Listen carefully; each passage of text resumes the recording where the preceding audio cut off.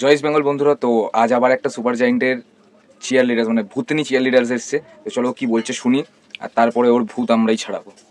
মোহনবাগানকে হারালে কি কি কি কি কি মোহনবাগানকে তোমাদেরকে কতবার বোঝাবো যে মোহনবাগান এখনো মাঠে নামেনি, ডুরান্ড কাপ সুপার জায়েন্ট খেলেছে।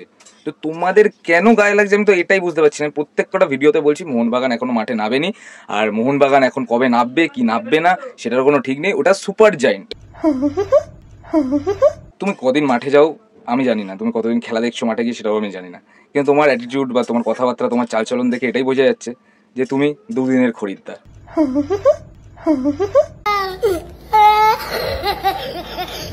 পদ্মা পাড়ে ফেলে গদি ইস্ট বেঙ্গলের মাকে।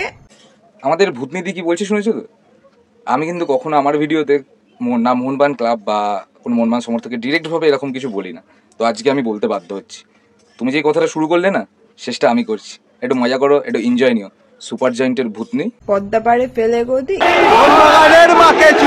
পদ্মা পাড়ে ফেলে গদি